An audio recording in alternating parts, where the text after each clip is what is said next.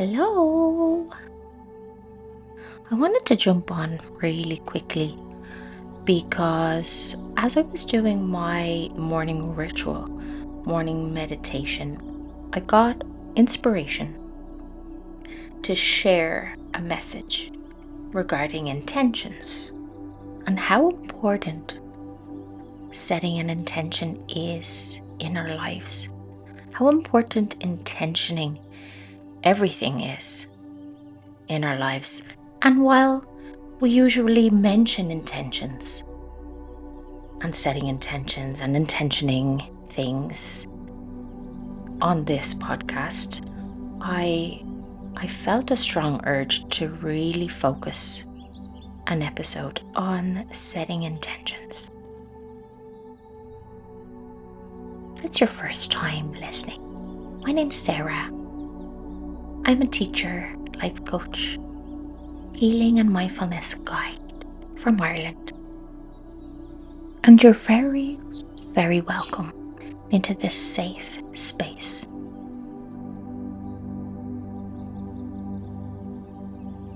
If we have an objective, if we want to reach a goal in any area of our life, we usually have the idea and nearly verbalize what it is we wish to accomplish. That goes across all industries, all sectors, whatever area of work you work in, but also in our personal lives. Setting intentions is absolutely crucial. So my question is, if you're listening, I'd like to know if you have a morning ritual. And if so, let me know what it is. I'd love to know in the comments. And I'd love if you have any special rituals to share, as I love new ideas, and I imagine people listening would love to see new ideas as well. But what I'd like to suggest today is when we get up in the morning and we have our morning ritual, whether it's something that we have labeled or not. Maybe it's you just make tea, you make coffee, you sit down for a minute, maybe you don't have time to sit down. Maybe your morning ritual is in the car because there are lots of things to do. You need to get to work, drop the kids off to school. But it doesn't matter what time it is of the morning. I highly recommend that you do it before you wake up, if you're a busy person. Before you get up, I mean, because it's easier to forget if you haven't done it before you've gotten up out of the bed. So literally taking in, I recommend 10 deep breaths before you set the intention of how you'd like to feel today, or how you'd like something to go, how you'd like an interview to go, or how you'd like a conversation to turn out. Whatever your intention is, after 10 deep breaths in and out, using the whole capacity of your lungs, holding for a few seconds after you breathe in, and then releasing and holding for a few seconds. You can even count to 8. I find that counting to 8 as we breathe in and out helps us use our full lung capacity at a slow pace. The slower we go, the calmer our nervous system is and more regulated we feel. So before we even get up out of the bed, 10 deep breaths with what you'd like the day to be, or how you'd like the day to go.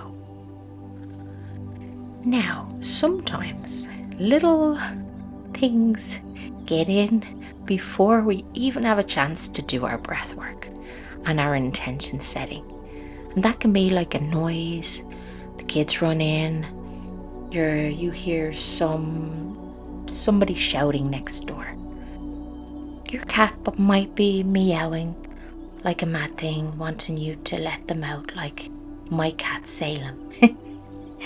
And those little things, when we're in that vulnerable state, can be really annoying. And that's absolutely normal. We are human at the end of the day. But as we come out of Delta, that brainwave state where we're in deep healing sleep, coming into Theta, that brainwave state where we're dreaming, kind of in between Theta and Alpha, our brains are at a really kind of programmable state and vulnerable state. So the tone we set at that time of the morning is absolutely crucial. It's literally the most powerful time of the day where we can absolutely guide our frequency and our energy to how we'd like it to be. And with our breath, which brings our whole brain and heart into coherence, along with intention setting of what exactly we'd like to get from today, we're just setting ourselves up for a way better day, much better day. In fact, surprisingly good day. I'd like for you to even try it out. There's no harm in testing it. If you're somebody who doesn't have a morning ritual or has never tried breathing with intention setting first thing in the morning, I really don't know what I would do without my morning ritual.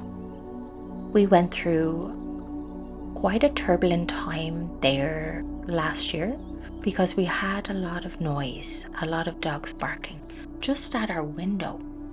So we had to take control of our emotions and our reactions. I'm talking about myself and my partner.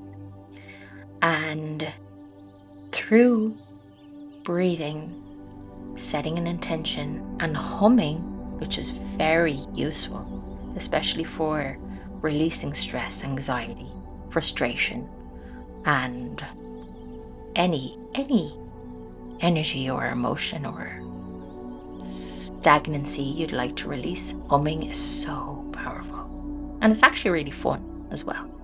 But you can make it fun, especially if you have kids and you have your morning ritual and you want to incorporate humming at different tones.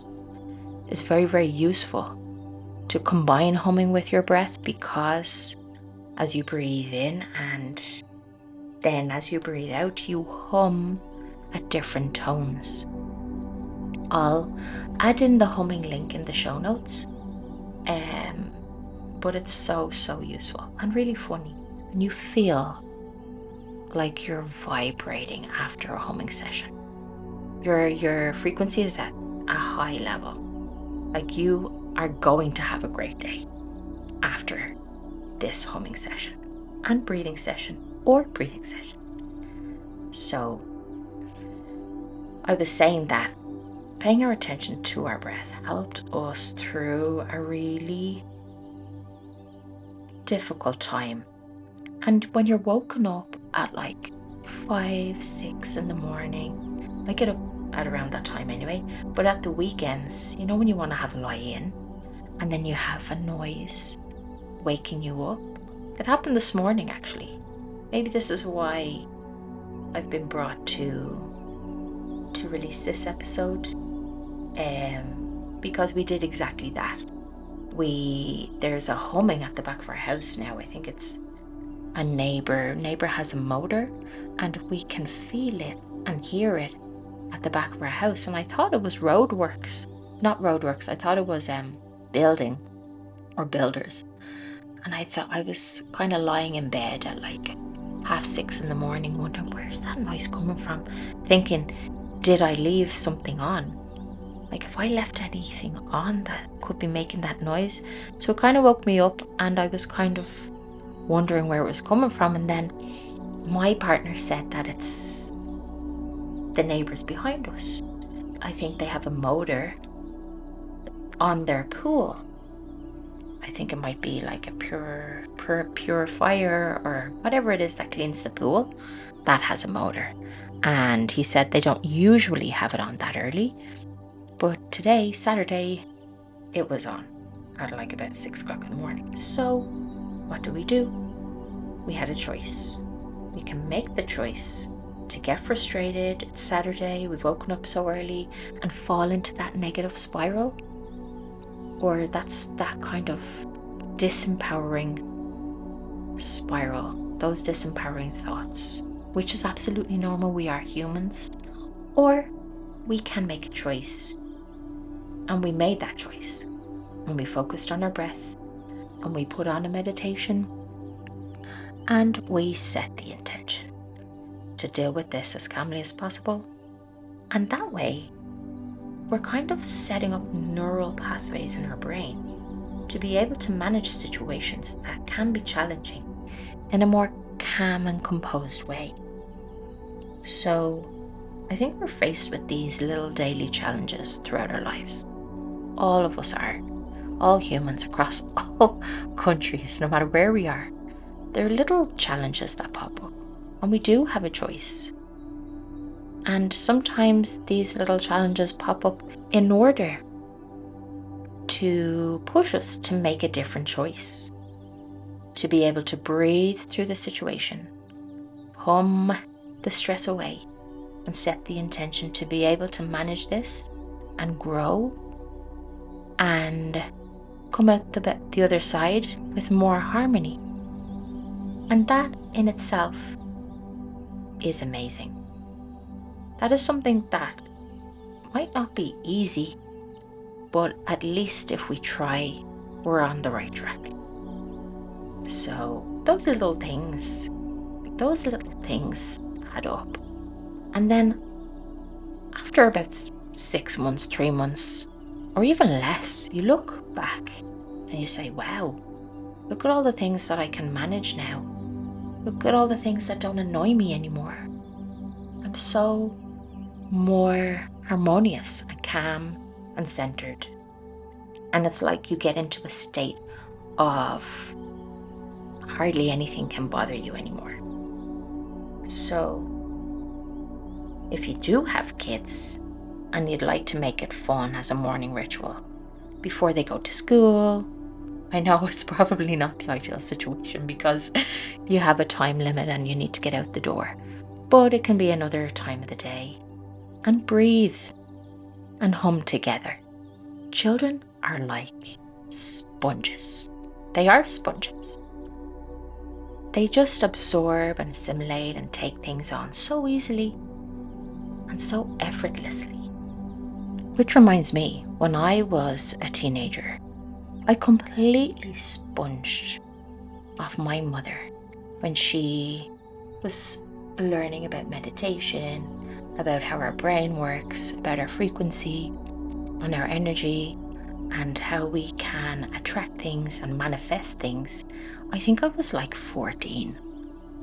And my sister and I used to listen to my mum as she was telling us about the things that she was learning. And of course, I sponged it all up. And I remember my mum saying, no matter what you want in your life, you can get it. You just have to believe that you can. She used to always say that. Just imagine it already happening and you have it. So me, 14, teenager, in the height of mischief, one day ended up going on the hop from school. Now the hop means on the mitch. I'm not sure what they call it in America, but it means you skip school basically. Skip classes, skip school. And my friends and myself, we went on the hop for like 3 or 4 days. I think my friend's mom used to go to work really early, so instead of going to school that week, we went to her house. So 3 or 4 days was pushing it, in fairness, and we were all not in school together. We all hung around together, so the likelihood of us getting caught was fairly high. Lo and behold, I remembered, I was telling my friends, I was like, look, all you have to do is believe that we won't get caught. Believe we're getting away with it. We have to put it in the affirmative. We can't have any negative words in our intention. So my friends were like, yeah, Sarah, whatever. Next thing, we go into school the next day, and one by one, my friends start getting called up to the principal's office. And here's me in the class with my eyes closed, imagining myself free of punishment. I am not getting caught. I am absolutely not getting caught. And my friends are like, Sarah, you're actually, I don't know what you're thinking, but that's impossible because we're all getting caught now. So one by one, my friends ended up getting called up to the principal's office. And there I was, knowing that I wasn't going to get called up. And in the end, I didn't. I completely got away with it. And all my friends were absolutely raging. They were like, how did you end up not getting caught? You weren't in school, we weren't none of us were in school together, and you got away with it? I was just like a smug in a mug. And thanks to my mum showing me a very useful skill that I never forgot.